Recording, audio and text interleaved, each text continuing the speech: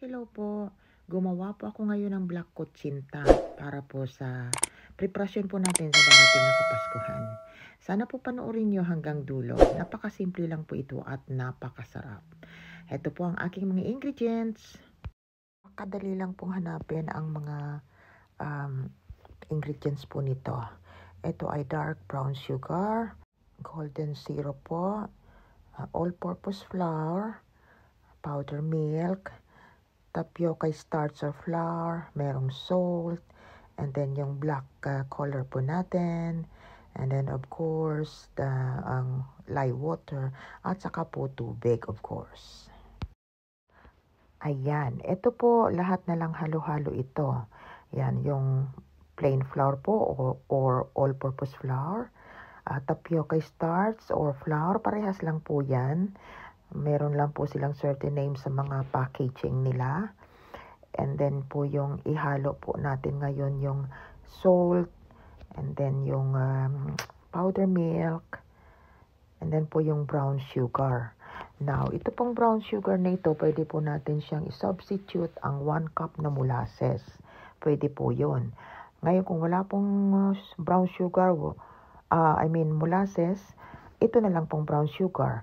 At ito naman po na golden syrup is optional lang po. Nilagyan ko lang po siya kasi dagdag sarap po kasi siya. Kung wala naman po kayo, okay lang yun. Walang problema. So, ayan po. Sinimot ko lang and then i-add na po natin ngayon yung water.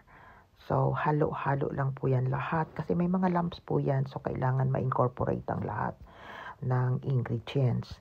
And then after po niyan, magdagdag po tayo ng mga 2 to 3 drops na black color.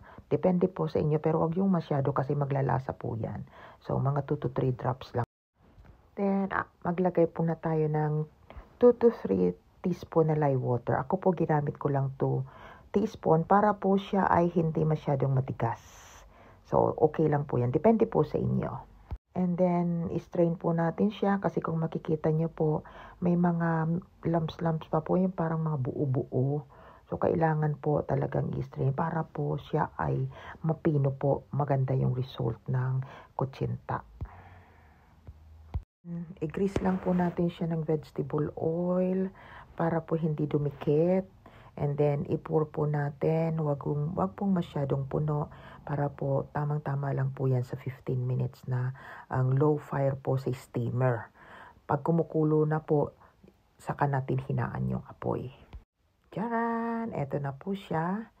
Luto na. I-cool down po muna natin siya bago siya i-unmold. Kasi po para hindi yung dikit. Kasi po, pag malamig na po ito, mabilis po siyang i-unmold.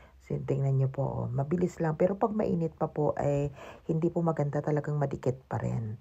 So, napakasarap po niya. And then po, i-dip nyo lang po siya sa, kung may caramel sauce po kayo, dip nyo lang. Kung wala naman, kahit cheese, okay lang. Meron po akong separate video ng caramel sauce. Watch nyo lang po. And thank you po. Maraming salamat.